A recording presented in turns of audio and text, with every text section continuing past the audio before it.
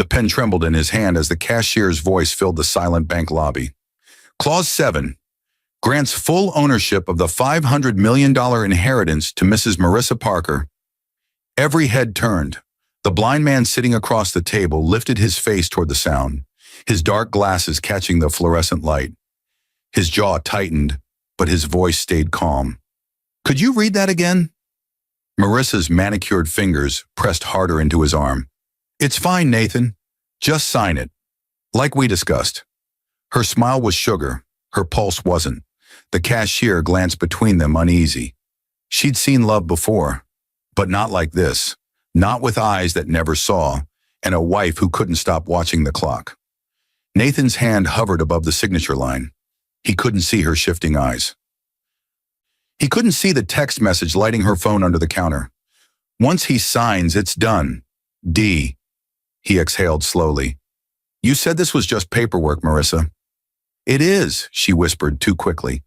But kindness has its own eyes, and sometimes it sees more than sight ever could. Why was the cashier suddenly afraid to hand over the pen? What secret had Marissa buried inside the fine print? And when the truth reached the man who couldn't see, what would he make them see instead? The morning sun over Dallas cut across the polished hood of the black SUV as Marissa Parker stepped out in a tailored white dress. Her husband Nathan followed slowly, guided by the gentle hand of their driver. The silver tip of his walking cane tapped the pavement with the measured rhythm of a man who'd long learned to make darkness his companion. And inside the bank, everything smelled like air-freshened marble and money. Marissa's voice was honey smooth when she spoke to the manager. We just need to finalize the inheritance documents. My husband will sign once they're read to him. The manager smiled politely and gestured to a teller named Mrs. Elaine Cooper, a woman in her early 50s with soft eyes and the kind of patience that belonged to someone who still believed in good people. Of course, Elaine said, motioning them toward a private desk. Mr. Parker, would you like me to read the forms aloud before you sign? Yes, please, Nathan replied, calm and gracious. I never sign what I can't hear first. Marissa shifted beside him, her perfume sharp, her tone bright. We don't have all day, Elaine. He just needs to confirm and sign. The trust lawyer's waiting. Elaine ignored the tone. She began reading. Her voice echoed softly in the polished room, line by line through clauses of the Parker family trust. The will from Nathan's late father worth over $500 million. Then something made her pause. Paragraph 7. This document grants full administrative control and beneficiary power to Marissa Parker upon Nathan Parker's signature. Elaine frowned slightly and read it again. Nathan's head tilted. Wait, he said quietly. Full control? Marissa's grip on his arm tightened. It's standard language, babe. The attorney explained this. Remember? Elaine hesitated. It's, unusual, sir. Typically, both signatures retain shared authority. Marissa cut her off with a smile so sharp it could slice glass. It's what the lawyers advised. He trusts me. Right. Honey? Nathan's lips pressed together. The air changed. Every sound in the lobby seemed to stretch. Elaine's voice softened. Mr. Parker, you don't have to rush this. But Nathan reached for the pen, fingers trembling slightly. Read the rest, he said. Elaine did. Every clause, every line. Her voice became the drumbeat of something shifting. Inheritance, authority, beneficiary power, all sliding to Marissa.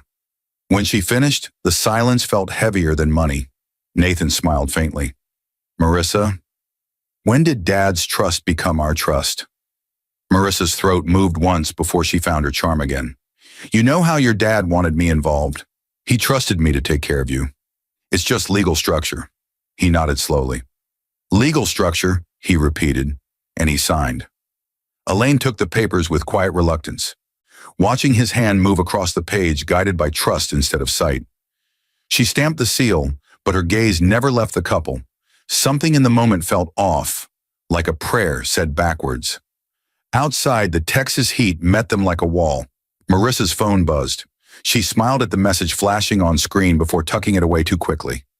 Nathan caught the faint hum of her excitement, but said nothing. When they reached the SUV, he paused by the door. You seem lighter, he murmured. She kissed his cheek. Maybe I am. He smiled faintly, his hand tightening on the cane. Then I hope it's not because of what I just signed. Her eyes flickered, the charm slipping for half a heartbeat. Don't be paranoid, Nathan. But as the car door shut and the city rolled past the tinted glass, her phone vibrated again. This time, the message preview stayed long enough for the camera of fate to catch it. Can't wait till it's all ours. D. Marissa's thumb hovered above the delete button, her pulse jumping once, twice. Then she hit erase. Beside her, Nathan turned his head slightly toward her perfume and smiled to himself. Quiet, unreadable, dangerous.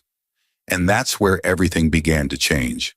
The night after the bank signing, the house on Preston Hollow was unusually quiet.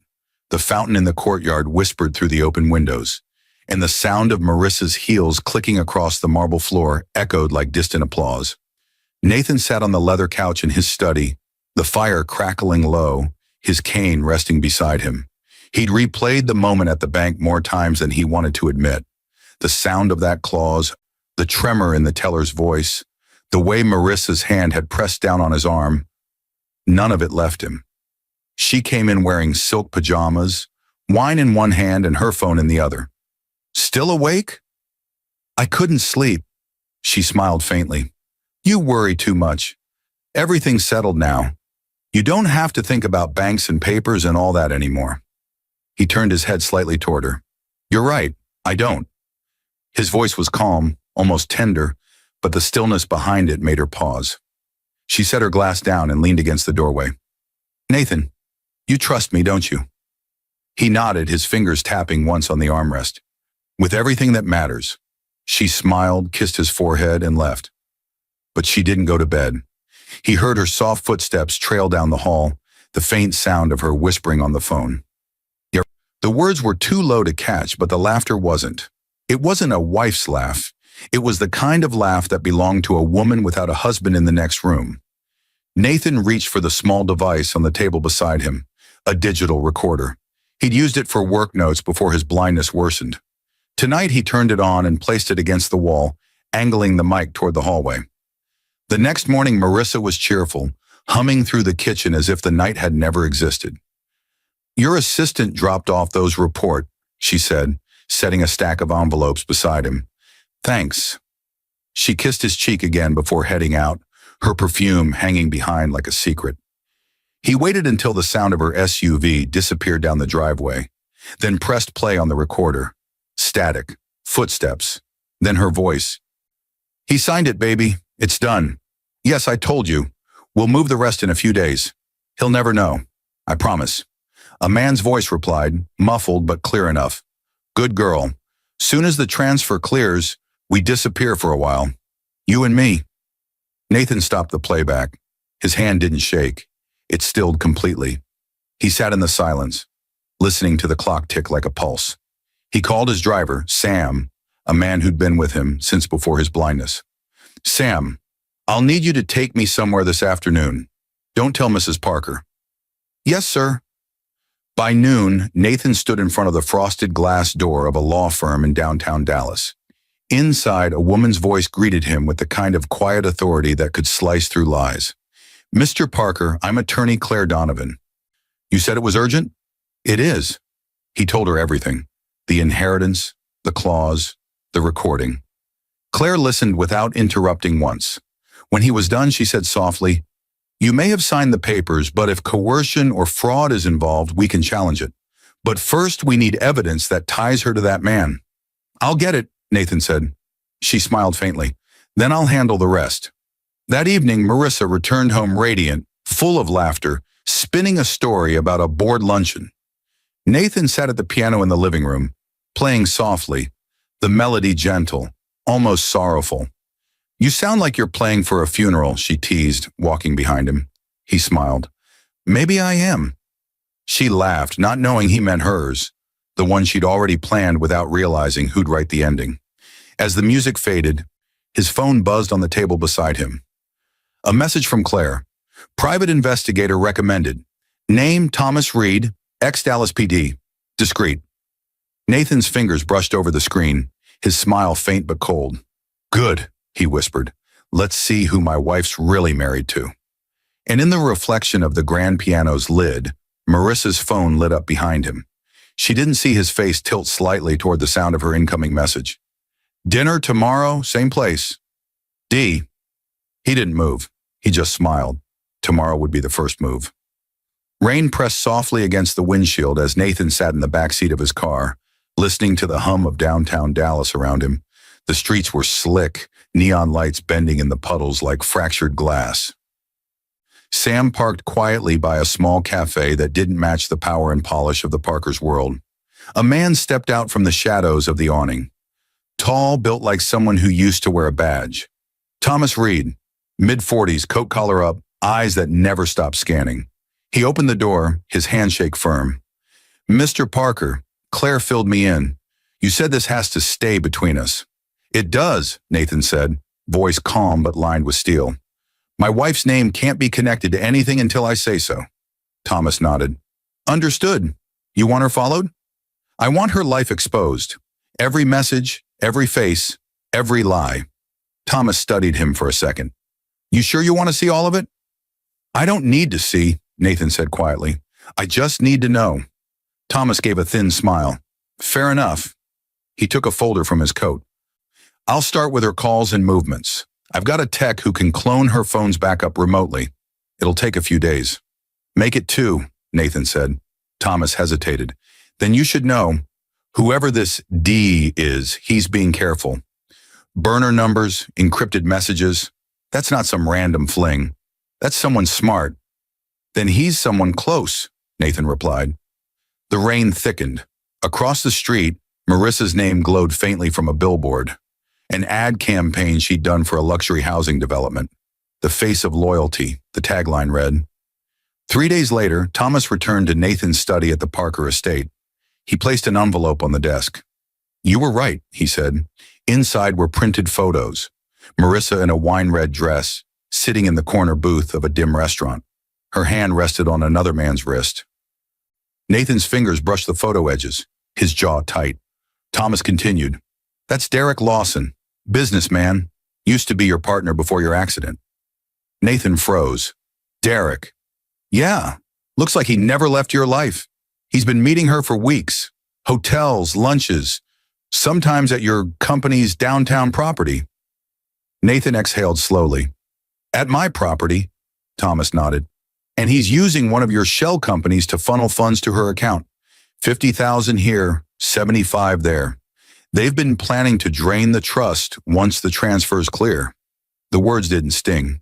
They solidified, like concrete setting under his ribs. Nathan leaned back, fingers tightening on the cane by his side. I want you to dig deeper. I want timestamps, audio, video, everything admissible in court. If they meet again, record it. Thomas studied him carefully. You planning to confront her? Not yet. Let her feel safe. Let her think I'm blind to everything. Marissa came home late that night, humming softly, the scent of Derek's cologne faintly mixed with her own. She walked into the kitchen and found Nathan sitting there, a glass of water untouched in front of him. You didn't sleep? She asked. I was waiting for you. Her hand froze midair. For me? Why? Just wanted to hear your voice, he said, smiling faintly. It helps me sleep. Her eyes flickered, guilt warring with relief. You're sweet, Nathan. I try, he said. Where were you tonight? Dinner with the board. You know how these things go. He nodded, his head tilting slightly, not toward her words, but the hesitation in them. Did you enjoy it? She smiled. You know I always do. He stood and walked toward her slowly, the cane tapping softly. He leaned close, his face inches from hers. Good, because soon I'll make sure everyone hears about your dinner plans. She frowned, unsure if it was a joke, but his expression gave her nothing. He turned away, heading upstairs. The light caught the reflection of his face in the window. Calm, unreadable. The quiet of a storm forming far beyond her understanding. The next morning, Thomas sent a text. Got video. She's meeting him again at the Hilton. Room 602. You'll want to hear what she says. Nathan's fingers hovered over the screen. Then he called Claire. I have what we need, he said. Then it's time, Claire replied. We start building the case. Outside, the wind picked up, rattling the glass panes like a warning. Upstairs, Marissa's laughter echoed faintly through the house. Sharp, careless, golden. Nathan turned his face toward the sound and whispered, "Laugh now," because soon she'd be laughing under oath. The phone vibrated once on Nathan's nightstand. No ringtone, no alert, just a single buzz that broke the silence. He reached for it carefully, already knowing who it was. Thomas Reed. "Video ready. You need to hear this yourself." Nathan rose from bed, following the soft rhythm of his cane through the dark hall. Downstairs, the house slept. The faint smell of Marissa's perfume lingered in the air, floral, expensive, and laced with deceit. He reached his study, shut the door, and pressed play. The audio began with laughter. Hers, familiar, carefree, dangerous. Then a man's voice, smooth and confident. "You should have seen his face at the bank." "He really signed it?" Marissa's laughter deepened. "He did. The cashier read everything, and he still signed. Blind trust at its finest."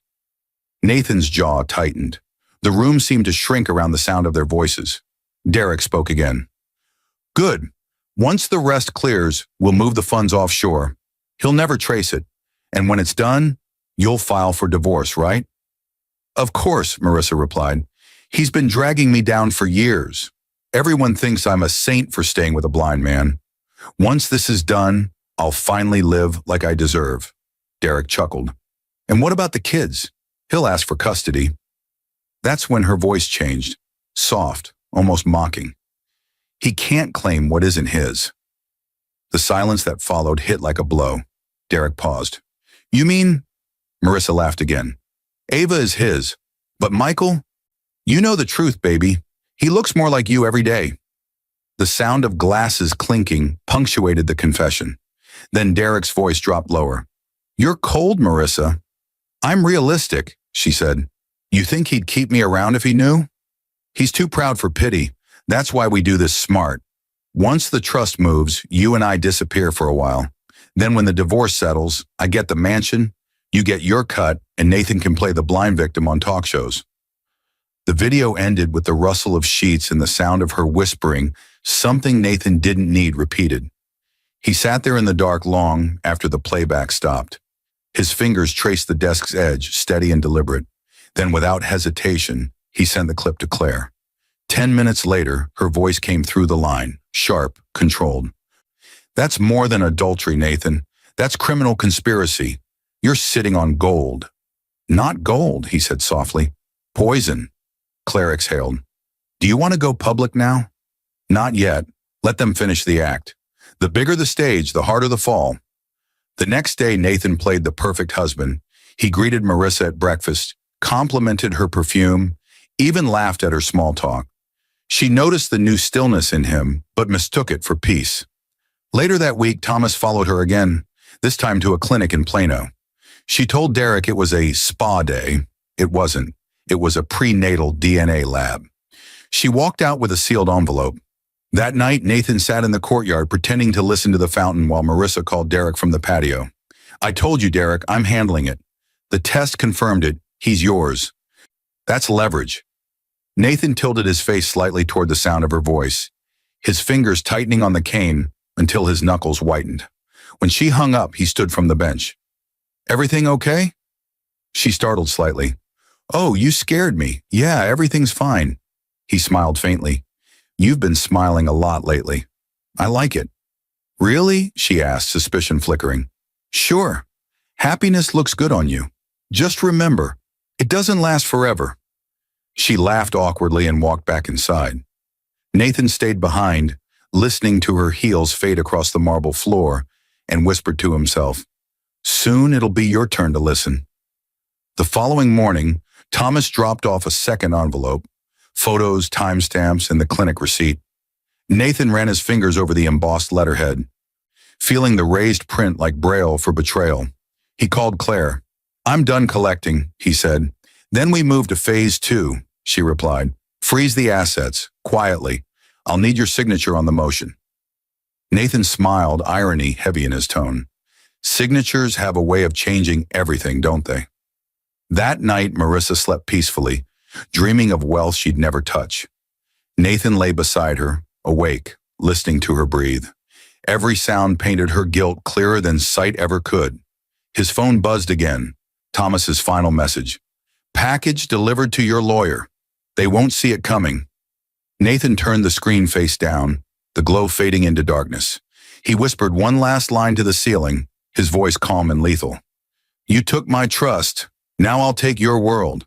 And in the darkness, the clock struck midnight. The exact hour her accounts began freezing. Morning sunlight spilled through the vast windows of the Parker mansion, catching on every glass surface like tiny spotlights, exposing a stage. Marissa stood by the mirror in her walk-in closet, scrolling through her banking app while zipping up a pearl-colored dress. She had a meeting with Derek and a private realtor. Plans to purchase a hidden penthouse in Austin once the transfer cleared. Her nails froze mid-tap. Error, transaction declined. She frowned, refreshed the screen. Same message, another swipe, another denial. Her balance, once reading $2.4 million, now showed account restricted. Contact bank. Her heartbeat kicked against her ribs. No, no, no, she whispered. She tried the savings account, then the trust. Both locked. A banner flashed. Injunction notice. Parker Family Trust under legal review. What the hell is this? Nathan's voice came from behind her, calm as ever. Something wrong? She flinched, spinning around. Nathan, you scared me. Sorry. His head tilted toward her, expression unreadable behind his dark glasses. You sounded upset. It's nothing. Bank's probably having a system issue. She forced a laugh. You know how these apps are. He smiled slightly. Yes, technology can be tricky. He leaned on his cane, his posture relaxed, but his tone edged with something colder. Maybe you should call them. I will. Good. I'm curious what they'll say. For a moment, their silence filled the closet like fog. He smiled faintly. You smell like Derek's cologne. Her breath caught. Excuse me? Or maybe it's the same brand. I can't tell. Some scents mix easily when people spend too much time together. Before she could answer, his phone buzzed on the nightstand. He reached for it, his movement deliberate. That'll be my lawyer. We have a lot to discuss today. Her jaw tightened. Your lawyer? He turned his head toward her. Yes, Marissa. Mine. He left the room before she could speak. Downstairs, Nathan joined Claire Donovan in the study. The curtains were drawn, the air precise with purpose. Claire placed a folder on the desk. The court granted the temporary freeze on all joint accounts. The judge found probable cause based on the evidence package. Your wife can't move a cent without alerting the receivership. Nathan's mouth curved faintly. Perfect.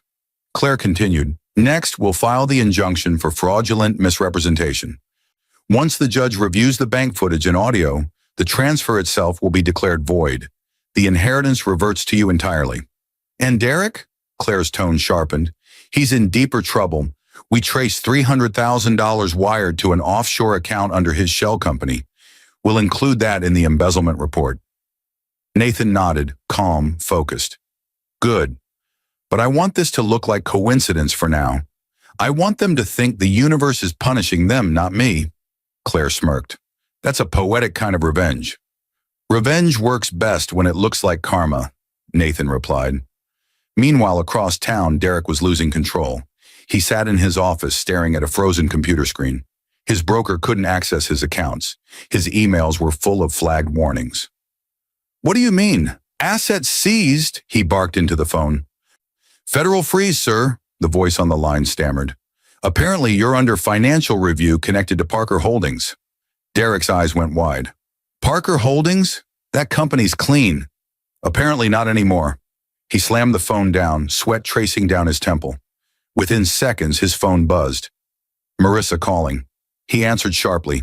Did you move anything? No, everything's frozen. I don't understand, Derek. Something's wrong. Someone tipped off the court. Who would... She stopped. Her breath hitched. Nathan. Impossible, Derek snapped. He's blind, Marissa. He doesn't even... Don't call him blind like he's helpless, she hissed. You didn't see his face this morning. He knew something. For the first time, Derek went quiet. Back at the mansion, Nathan sat at the grand piano again, fingers brushing the keys softly. The melody was slow, methodical, every note precise. Revenge turned into music. Sam entered quietly. "Sir, Miss Donovan said everything went through." Nathan nodded. "Thank you, Sam. Tell her to prepare the second motion, the custody petition." Sam hesitated. "Custody, sir?" "Of course. She made me a fool in public. I'll make her watch me take back my family in court." He paused, smiling faintly. "And make her lover watch her fall apart while I do it."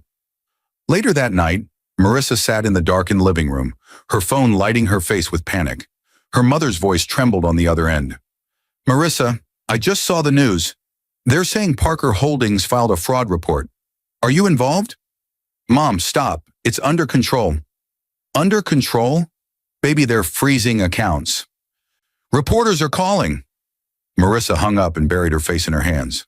Upstairs, Nathan stood at the railing, listening to every muffled sob with a still face. He whispered to himself, "That's one." The next morning, Claire's text arrived. "Stage 2 approved. Public filings will go live in the morning." Nathan's reply came seconds later. "Make sure she finds out the same way the rest of Dallas does." He set the phone down and exhaled. The war had only just begun, and tomorrow her name would headline every business paper in Texas. Morning came too bright for comfort. Sunlight sliced through the blinds and painted lines across the bed where Marissa slept alone. Nathan was already gone. The first thing she reached for was her phone, habit driving the motion before fear could warn her. Dozens of notifications blinked across the screen. Emails, texts, missed calls. Her phone buzzed like a living thing. She frowned, opened one message from a friend. "Marissa, what's going on? You're all over the news." Her chest tightened. She clicked the link. Dallas Herald exclusive. Fraud allegations hit Parker Family Trust. Court freezes $500 million inheritance amid claims of forgery and coercion. Her own photo stared back at her. A perfect high-resolution image of her leaving the bank beside Nathan. The caption below, "Sources allege wife pressured blind husband into signing control documents." The phone slipped from her hand, hitting the marble floor with a crack that sounded like judgment. Downstairs, the sound of piano drifted through the house again. Slow, deliberate, almost mournful. Nathan sat at the grand piano, calm as glass. The morning paper rested beside him, the headline visible. Marissa stormed down the stairs, her face pale, voice shaking. "You did this, didn't you?" He turned toward her, the sunlight glinting off his dark lenses. "Do what?" "The news, Nathan. Everyone's talking about me like I'm—" He smiled faintly. "Like you're what you are?" She froze, the words hitting harder than a shout. "I told you you should have read the fine print," he said quietly. "The same way the world's reading about you now." She stepped closer, her hands trembling. "You ruined me." He tilted his head. "Did I? Or did you just finally meet the mirror you've been avoiding?" Her breath came fast. "You won't get away with this." Nathan stood slowly, the cane tapping once against the floor. "Marissa, I'm blind, not powerless. You built your world on lies. I just turned on the lights." She backed away, speechless. At that exact moment, Derek Lawson's name flashed across her phone. She grabbed it like a lifeline. "Derek, thank God. We need to fix this." But his voice was ice. "Don't call me. They froze my accounts, my company's under audit, and the press is camped outside my building. I'm finished because of you." "Because of me?" she shouted. "You said you handled everything. You promised. I promised based on what you said, that your husband couldn't fight back." "Then help me."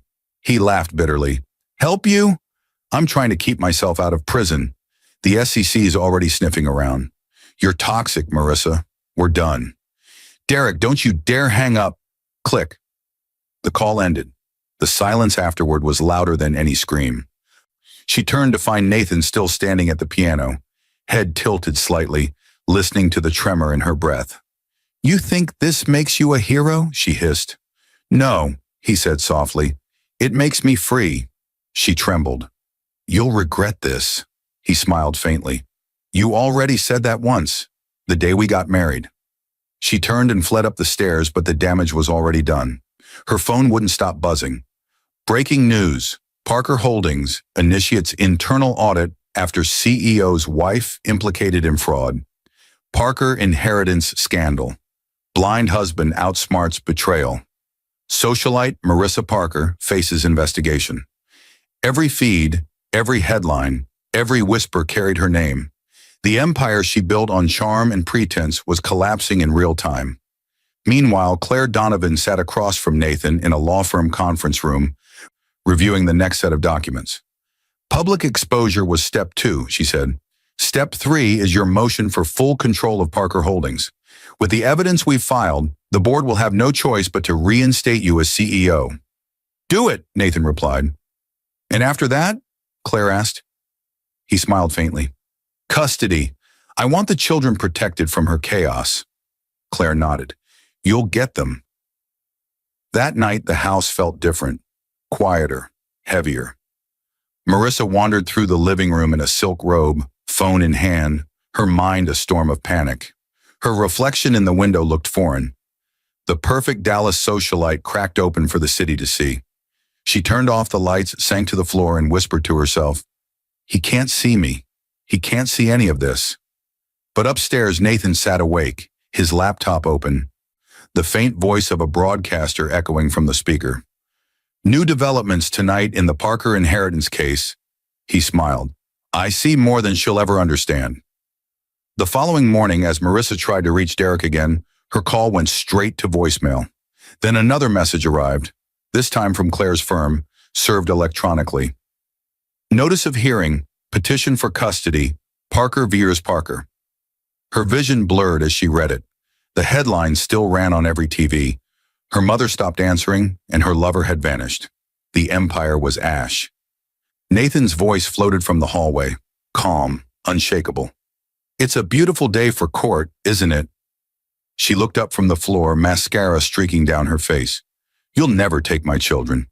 He smiled softly, leaning on his cane. Watch me. And tomorrow, the courtroom would decide who really saw the truth.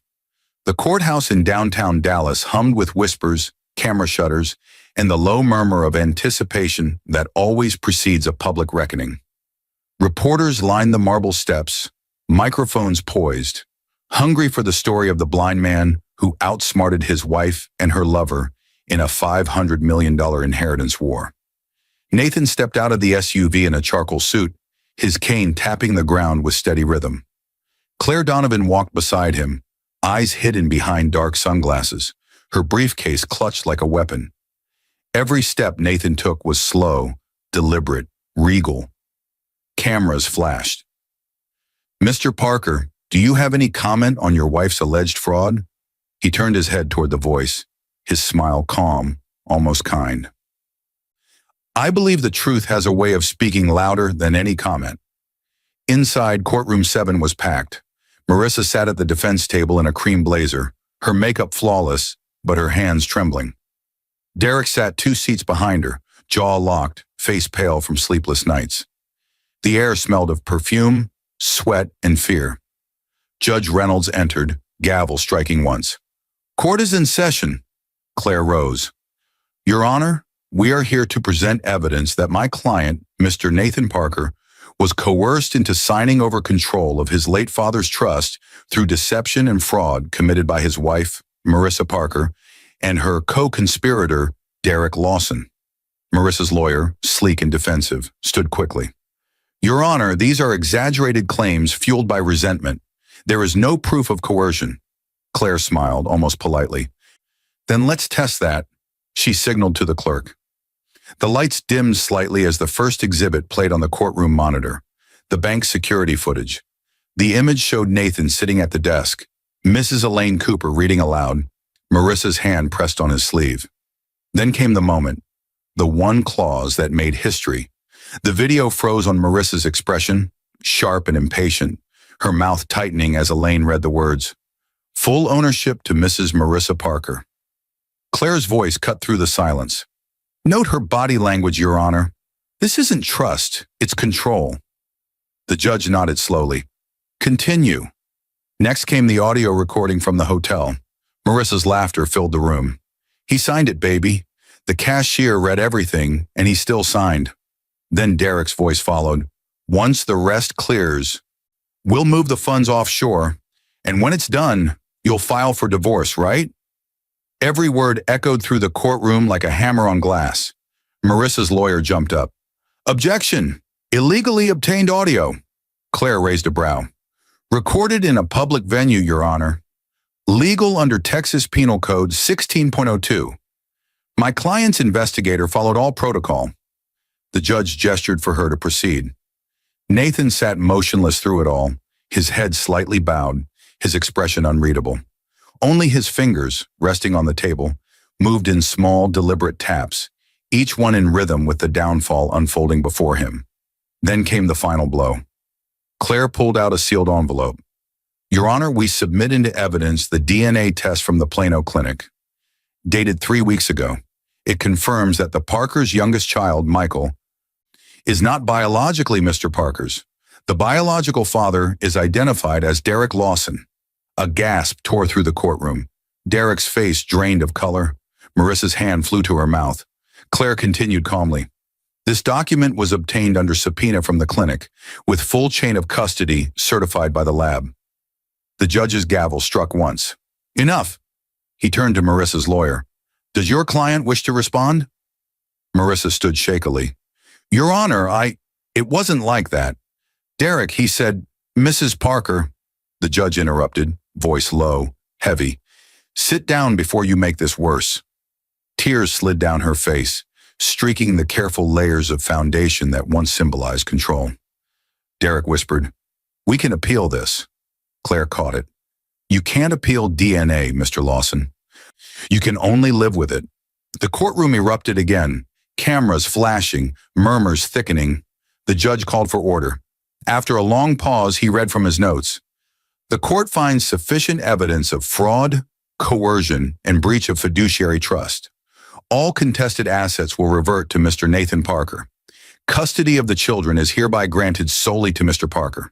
The court further recommends referral to the district attorney for potential criminal proceedings. The gavel came down. Marissa's knees buckled. The bailiff caught her before she hit the floor. Derek's lawyer quietly gathered his papers and slipped away. There was nothing left to argue. Nathan rose slowly, his face composed, his voice steady. Thank you, Your Honor. As he turned toward the exit, Marissa's voice broke through the silence. Nathan, please. I made a mistake. I loved you once. He stopped at the door, not turning back. No, Marissa, you loved what I had, and now you can keep what you earned. Outside, the cameras were waiting. Reporters shouted questions. Flashes painted the courthouse steps in white light. Nathan paused at the top, face turned toward the noise, and lifted his chin slightly. I was blind, he said quietly, voice firm enough for the microphones to catch. But they forgot. Blind men still know how to see the truth. The crowd went silent. Marissa and Derek emerged moments later to a storm of shouting reporters, their faces captured by every camera in Texas. Claire leaned close to Nathan as they entered the car. That was strike 5, wasn't it? He nodded. 5 down, 2 to go. She smiled. You're relentless. I learned from the best, he said softly. My betrayers. He turned his face toward the courthouse one last time. They thought this was the end. He smiled faintly, the kind that never reached his eyes. Tomorrow they'll learn what ruin really feels like, and that tomorrow would open the door to the final, merciless revenge, the one that couldn't be erased by money or mercy. Rain streaked across the Dallas skyline that night, washing the courthouse dust into the gutters, while the city's lights flickered like nervous witnesses. Inside the penthouse office of Lawson and Comio, Derek stood at the window, sleeves rolled, tie loosened, panic seeping through the cracks of his confidence. On the desk before him lay a stack of documents, letters from investors, subpoenas from auditors, and one final notice from the SEC. He poured whiskey into a glass with shaking hands. The phone on his desk vibrated again. Unknown number. He hesitated, then answered. Nathan Parker, said the voice, calm, unhurried. Derek froze. How did you get this number? Nathan chuckled softly. You used my companies to launder your affair, Derek. You really thought I couldn't find you? I don't know what you're talking about. I think you do. You opened shell corporations using my firm's legal address. You wired trust money through them. Every document you filed was under Parker Holdings' jurisdiction, which means—" Nathan paused, the silence sharp as glass. "Your crimes are now my property." Derek's breath hitched. "You wouldn't dare." "Oh, I already have. By morning, the IRS, SEC, and Dallas County will have everything they need. But don't worry, you won't go down alone. You'll take her with you." The line went dead. Derek slammed the phone down and hurled his glass at the wall. Whiskey and shards dripped down the glass window like broken pride. Across town, Nathan sat in his study, Kane resting beside his chair, laptop open. His voice assistant read out loud the latest filings. Lawson & Co. assets frozen pending investigation. CEO placed under federal review. Claire entered quietly, rain glistening on her coat. "It's done. The agencies moved faster than expected." "Good," Nathan said softly. "He took my sight and my peace. I'll take his freedom." Claire studied him for a moment. "That's 6. He nodded. "Almost done." Meanwhile, Marissa's world had shrunk to the size of her mother's guest room. The mansion was under court receivership. Every card she owned declined. Every friend she'd ever charmed had stopped answering. Even her parents had gone quiet after the tabloids exposed the affair and DNA scandal. Her phone buzzed, a message from an unknown number. "Meet me. We need to talk." Derek. She hesitated, then drove through the rain to his office. The lobby was dark. Inside, she found him pacing. "What now?" she snapped. "You said you'd fix this." He turned on her, eyes wild. "Fix it? It's over. We're finished. He sent everything to the feds." "What?" Derek grabbed a folder off the desk and threw it toward her. Emails, bank transfers, phone logs, all of it. He had someone watching us for months. He played us. Marissa's face drained of color. No, he couldn't. He could," Derek said bitterly. "He's smarter blind than we ever were with sight." Lightning flashed outside, lighting up the room in harsh silver. Derek poured another drink, shaking. "We should have killed the story before it got this far." Marissa's voice trembled. "You mean before we got caught?" He glared at her. "You're the one who made this personal. You wanted the mansion, the title, the show. I wanted money. You got greedy." She slapped him, hard.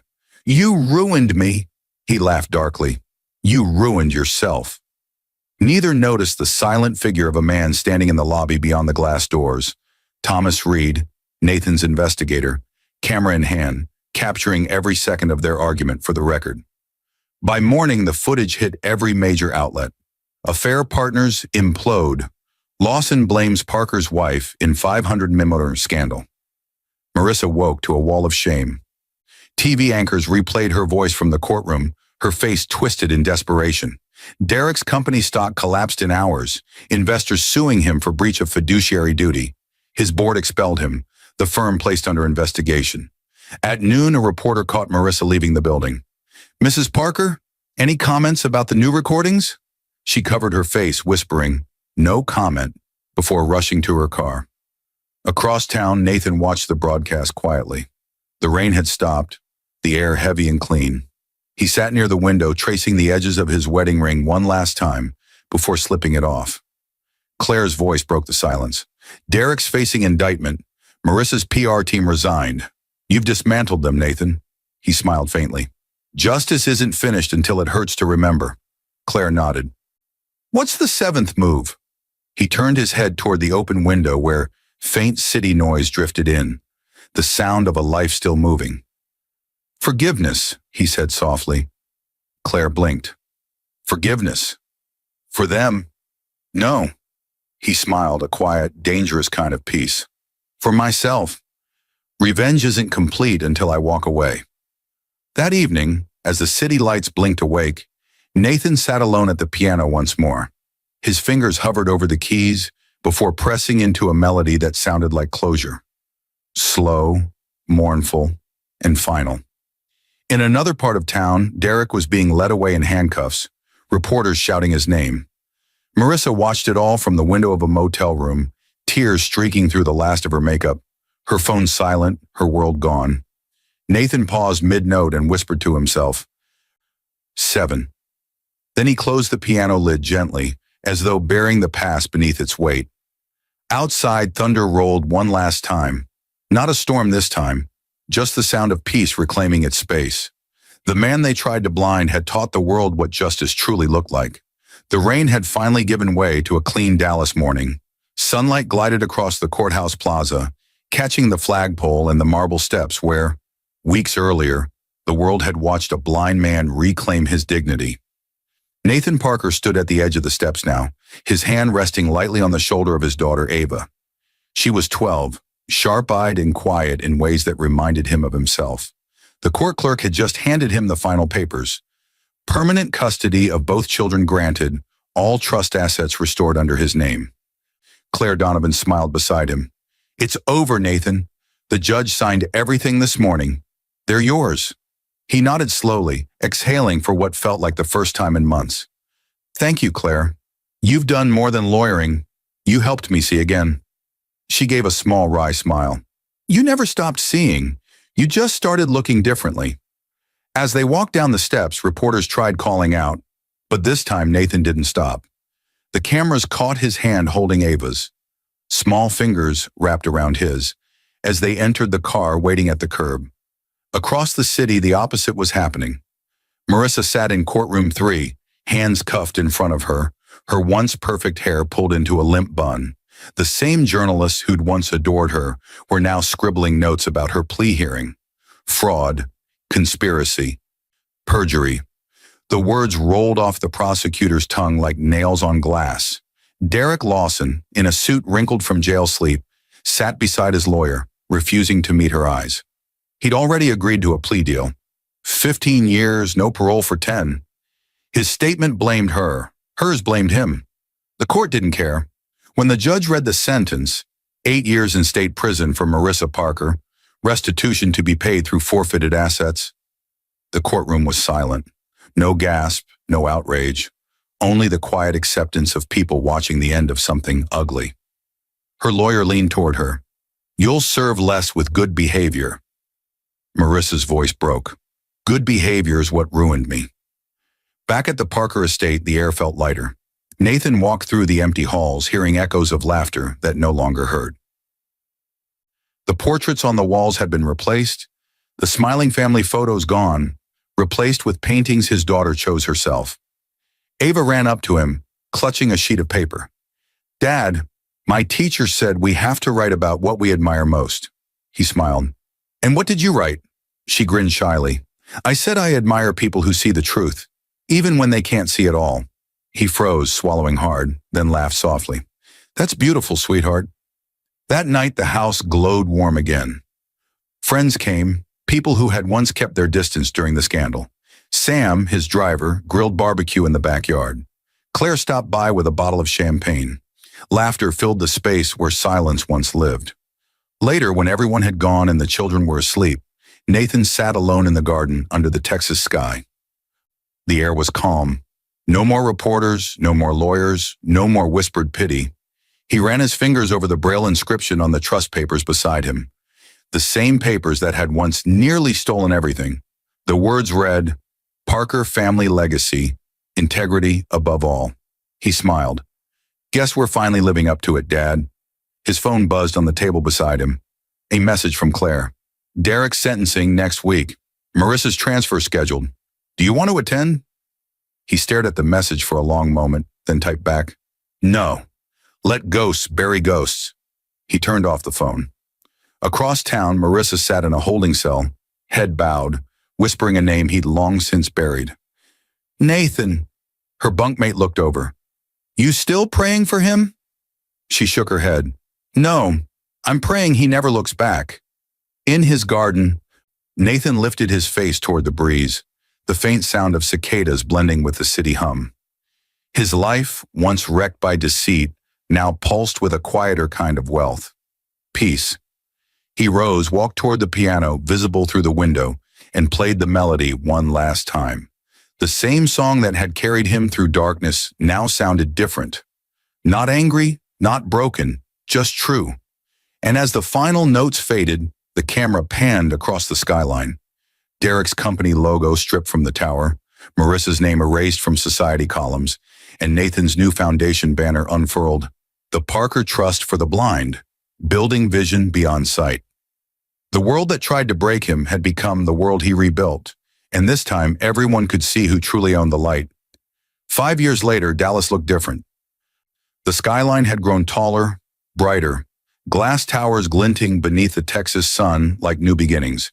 But for some people, time didn't build, it stripped.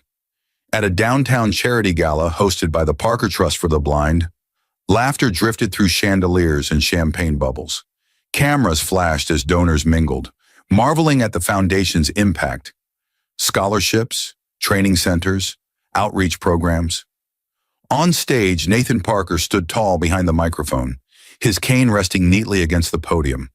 His hair was streaked with gray now, but his voice carried the quiet weight of peace.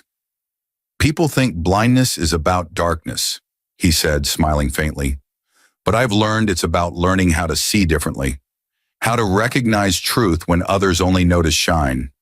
Applause rippled through the room. Beside the stage, Ava, now 17, watched proudly. Nathan reached for her hand, the same way he always did before stepping down. He didn't see the audience's tears, but he felt their hearts lean closer.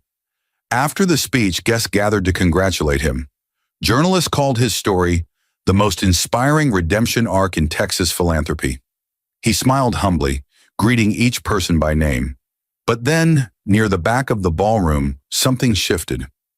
A woman stood by the doorway, thinner, paler, older than the world remembered. The light hit her face at an angle that revealed every regret she carried.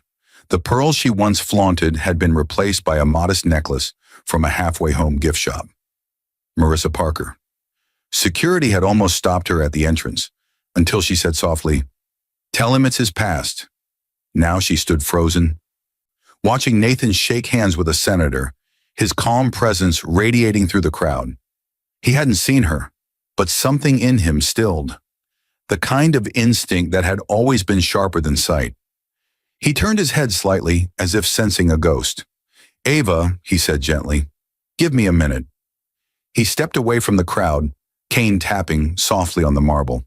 The murmurs faded behind him as he approached the woman by the door. The scent hit him first.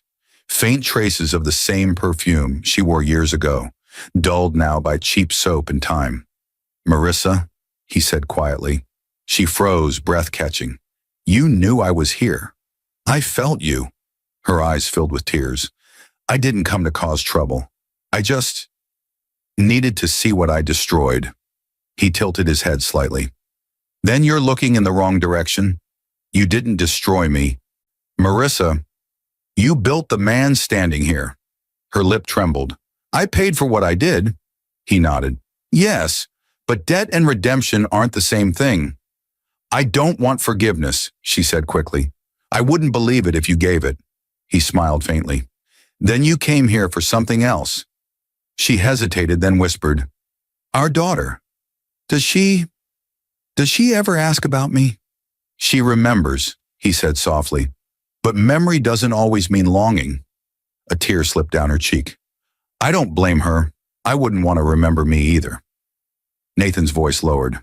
"Marissa, you made choices that burned everything in reach, but I learned something in that fire. Sometimes the people who betray us are just mirrors showing us what we refuse to see about ourselves." She swallowed hard. "And what did you see?" He smiled gently. "That kindness can be a weapon or a shield. You taught me to use it as both." Her voice cracked. "Do you hate me?" He shook his head. "Hate is a chain. I stopped wearing those years ago." She nodded, tears spilling freely now. "I just wanted to say thank you for not turning Ava against me." "She'll find her own truth," he said. "But she knows one thing for certain. Her father can see better than most men with perfect vision." A silence stretched between them, soft but final. Then Marissa whispered, "You really did win, didn't you?" Nathan turned slightly toward the sound of the music returning behind them. The laughter, the light, the life rebuilt from ruin. "No," he said, "I didn't win. I just stopped losing." He took a step forward, past her. She closed her eyes as he brushed by, the faint scent of cedar and calm trailing him. When she opened them again, he was already back among the people, surrounded by light, applause, and purpose. Marissa watched him for one last time, her shoulders trembling under the weight of everything she'd thrown away. Then she turned and walked out into the night, disappearing into a city that no longer knew her name. Nathan returned to the stage to close the evening, his voice warm, steady. Sometimes, he said, God blinds us so we stop looking at what's glittering and start seeing what's real. The crowd rose in applause, and somewhere outside under the streetlights, a woman once called Marissa Parker lifted her face toward the sky, tears mixing with the glow of the city, realizing too late that the man she betrayed hadn't been blind at all. He had simply learned to see beyond her.